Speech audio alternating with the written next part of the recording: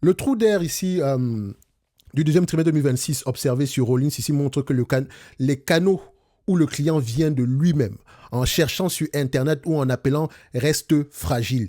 Mais il confirme aussi l'intérêt d'avoir plusieurs marques ici et plusieurs façons de vendre. Une stratégie que Rollins a mise en place depuis longtemps.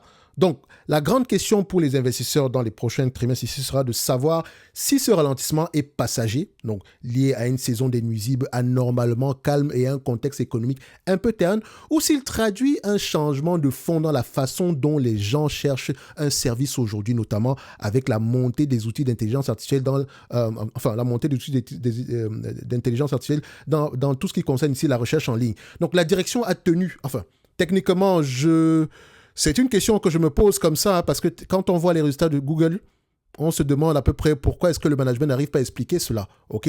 Pour ceux qui ont écouté le conference call. Donc, la direction a revu à la baisse ses objectifs de croissance et de marge pour l'année, tout en gardant intact le cap financier présenté en mai dernier. Lors ici de la journée investisseurs, cela montre qu'elle veut être honnête, d'accord? Elle veut être honnête sur les difficultés du moment sans perdre confiance dans les forces de l'entreprise sur le long terme.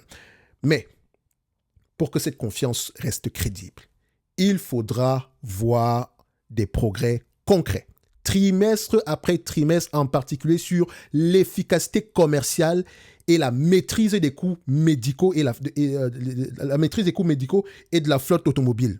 OK? Je rappelle encore une fois, écoutez le conference call. À moyen terme, la clé du succès sera la capacité de Rollins à s'appuyer davantage sur les canaux relationnels comme la vente porte-à-porte, moins sensible ici aux variations de la demande en ligne, tout en continuant ses acquisitions ciblées dans un marché encore très fragmenté. Donc un point à surveiller ici, c'est l'équilibre entre la volonté de la direction de continuer à investir dans la formation et la culture d'entreprise, qu'elle juge ici non négociable, et la nécessité de mieux contrôler les dépenses liées à l'acquisition de nouveaux clients. Donc, c'est ce que je pouvais donner à peu près comme résumé ici aujourd'hui par rapport à ce que Rollins, par rapport aux résultats financiers de Rollins. Donc, allez lire vos rapports financiers, écoutez vos conférences, etc. Et sortez vous-même avec vos propres avis dessus. C'est une belle entreprise. On l'a analysé il y a quelques temps ici sur cette chaîne. Je pense ici, Rollins, si ma mémoire est bonne, c'était à peu près au mois d'avril 2026. Donc, c'est la troisième fois qu'on parle de cette vidéo, de cette compagnie sur cette chaîne. Ne vous inquiétez pas, on va parler de plus en plus de compagnies nord-américaines ici. Je vous fais un cadeau au mois de juillet ici. Je vais parler plus d'entreprises françaises, mais bon, au courant de l'année ici, on en parlera très peu. On referme cette parenthèse-là. Donc ici, moi, ce qui m'intéresse avant tout, c'est de savoir, est-ce que cette compagnie a un avantage concurrentiel? Si oui, comment est-ce qu'il s'appelle? Est-ce qu'il est stable? Est-ce qu'il est large? Est-ce qu'il est étroit? Il provient d'où exactement? Donc, on va directement ici, je pose la question à ce prompt de base que vous pouvez retrouver ici en description de la vidéo.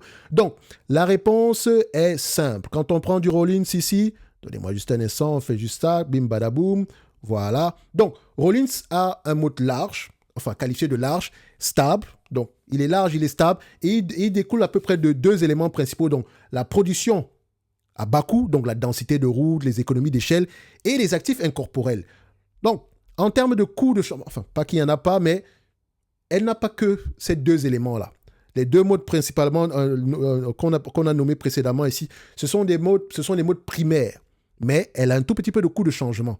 Mais ce coût de changement, il est étroit et stable. Le coût de changement d'un fournisseur de lutte antiparasitaire est réel mais modéré. Les clients résidentiels et commerciaux ont peu de friction technique à changer de prestataire, contrairement à un logiciel d'entreprise. Cependant, les contrats de traitement contre les termites incluent souvent des garanties pluriannuelles renouvelables et des inspections programmées qui créent une forme d'inertie contractuelle. Et l'habitude de services récurrents, dont à savoir ici que les visites programmées par les techniciens renforcent la fidélité.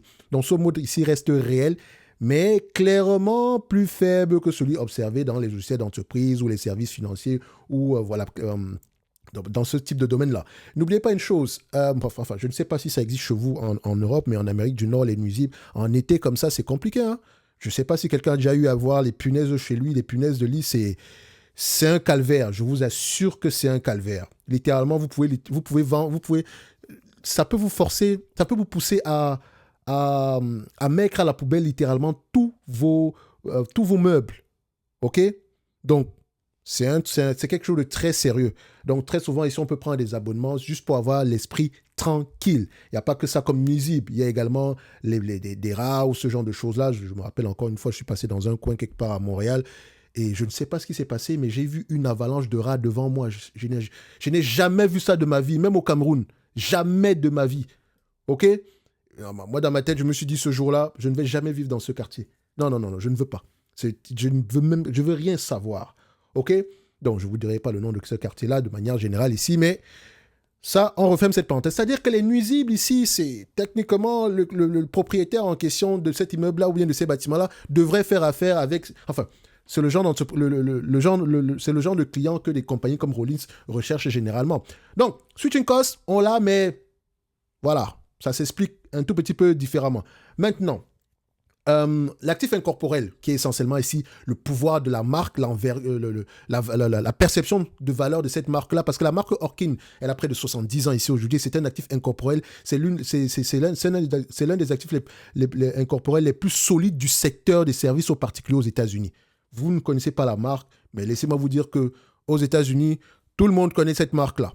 Donc, cette notoriété historique permet à Rollins de générer de la croissance organique à un coût d'acquisition client inférieur à celui de ses concurrents, ce qui constitue un avantage durable et difficile à répliquer pour les plus de 34 000 petits opérateurs locaux et régionaux du secteur.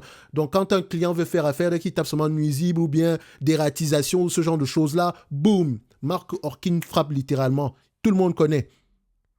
OK?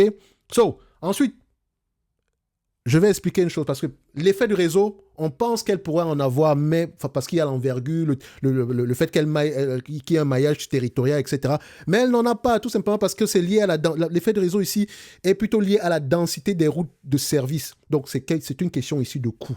Mais cette description est un abus de langage ici au sens strict de la définition de Morningstar. Donc là, c'est pour ça que je vous dis, ramenez toujours ici, avant de parler d'avantages concurrentiels, ramenez tout ça à la définition. Donc pour quelqu'un qui va apprendre, tu prends la définition, tu colles, tu vas regarder toutes les compagnies qui ont un avantage concurrentiel lié aux effets de réseau et tu essaies de comprendre pourquoi. Et maintenant, tu compares avec une entreprise dont tu pensais qu'il y avait un effet de réseau, mais qui n'en a pas.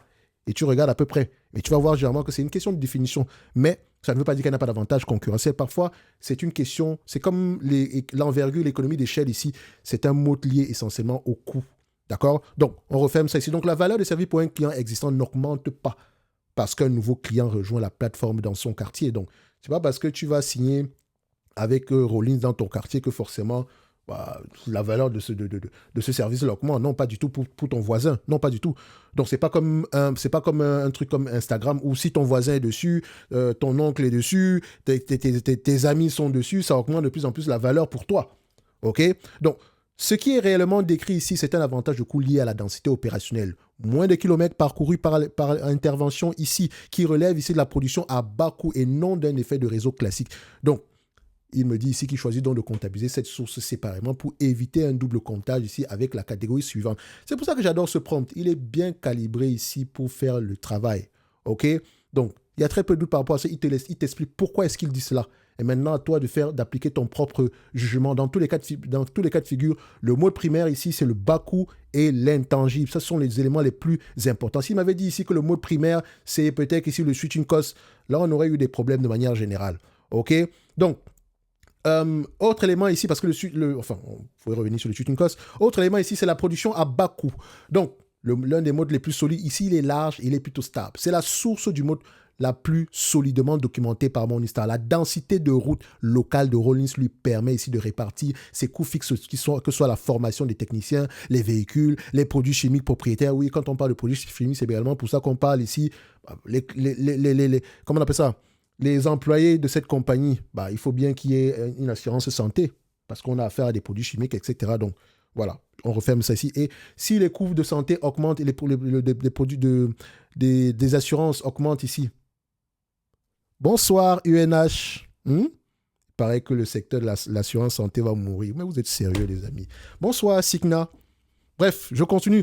Sur une base ici de revenus plus large que ses concurrents régionaux, ce qui se traduit ici par des marges parmi les meilleurs du secteur. Donc cet avantage est structurellement difficile à copier pour un petit opérateur car il nécessite une échelle nationale accumulée sur les décennies. En ce qui concerne les risques ici, on va se dire une chose.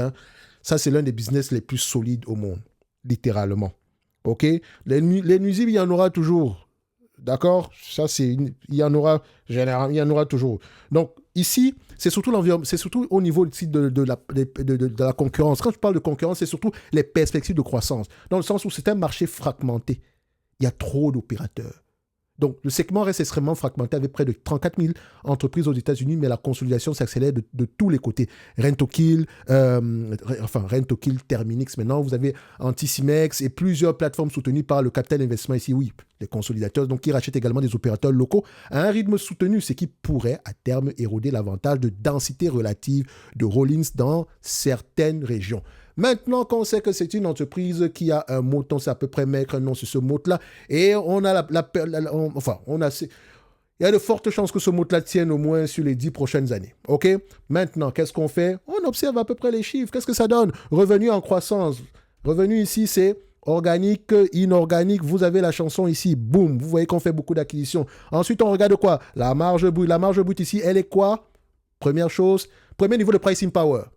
Merci. Deuxième niveau de pricing power, merci. Voilà. Donc, je ne vais pas me répéter. Je le dis ici à chaque fois, à toutes les vidéos, d'accord? Premier niveau, stabilité. Deuxième niveau, croissance. OK, voilà, tu t'es répété quand même. Mais on y va. Ça, c'est mon problème généralement. Donc, marge brute, marge EBITDA va dans le même sens. À partir d'ici, je n'ai même pas besoin d'aller voir c'est quoi le nom si l'entreprise. Je n'ai pas besoin qu'on me dise quelle entreprise a un mot, voilà son nom. Je sais déjà qu'il y en a. Je n'ai pas besoin d'aller regarder le ROIC. Et encore, le ROIC ici va avec impact. Bon, je ne reviens pas dessus ici, mais voilà, il faut savoir comment est-ce qu'on le calcule, qu'est-ce qui pourrait l'impacter, etc. Mais là, il n'est même pas mauvais, il est même très bien pour une entreprise qui fait beaucoup d'acquisitions. D'accord? So, ici, combien de fois le marché, quel est le PER généralement que le marché paye pour ce type d'entreprise? Et encore, mais avant d'arriver au niveau du PER, vu qu'on fait beaucoup d'acquisitions, je pense qu'il y a dépréciation, amortissement, net income et free cash flow. Est-ce que les deux parlent le même langage? Bim, badaboum! Free cash flow est légèrement plus élevé. Donc, techniquement, je devais prendre ici les free cash flow pour présenter la véritable rentabilité de ce business-ci. Évidemment, il faudrait que je recommence encore à parler d'analyse sectorielle sur un tout petit peu. De toute façon, c'est ce que je ferai dans mon groupe School. D'accord? Ne vous inquiétez pas. Il y aura des informations par rapport à ça en fin de semaine. Enfin, d'ici demain, peut-être. Donc, ici, c'est un business que le marché a tendance à payer à 25 fois les bénéfices. Je ne paye pas plus de 25 fois les bénéfices. Et on paye 25 fois les bénéfices parce que la marge est élevée, la croissance, elle est là, etc. Donc, je paierai 25 fois les bénéfices. On va directement ici dans Fastgraft. Fastgraft ici, il faudrait qu'on parle de Uber d'ailleurs. Comment on appelle ça encore? Voilà. Rollins, ticker symbole ROLLINS. Voilà, mérite d'avoir une place dans n'importe quel watch, 25 fois les bénéfices, on se casse pas la tête ici, on dézoome un tout petit peu. Quand on regarde à peu près les attentes de 2028, c'est un business assez prévisible, 100% du temps ici, les analystes font de bonnes prévisions sur ce genre d'activité. 100% du temps, c'est magnifique, on est d'accord. Les free cash flow représentent la véritable rentabilité, donc on va prendre les free cash flow ici, même en ajustant, laissons-les comme ça. Quand on regarde un tout petit peu les analystes, bon... Les attentes sont un tout petit peu réduites. Peut-être qu'avec les résultats actuels, ça va un peu baisser un tout petit peu. Mais globalement, ici, c'est un business qui fait des acquisitions. Donc, il y a de fortes chances qu'on atteigne à peu près ces chiffres-là. De toute façon, sur une dizaine d'années ici, sur les 10 dernières années, les positions se sont toujours avérées assez... Et encore, elles ont même toujours été en deçà de ce que l'entreprise a livré. Ça, c'est encore plus exceptionnel. Maintenant, du point de vue... on me demande de payer en date d'aujourd'hui. Retournons l'équation, parce que les gens pensent que la valorisation, c'est la partie la plus importante. C'est la partie la moins importante, c'est la partie la plus facile. Le plus important, c'est d'apprécier la stabilité de ces bénéfices-là dans le temps. On me demande ici de payer aux alentours de 44 $. Une entreprise qui est capable, ou bien qui serait capable de me reverser aux alentours de 1,92 $, ici 2028, ça fait 4% de rendement. 4% de rendement, c'est l'équivalent ici de 25 fois les bénéfices. OK?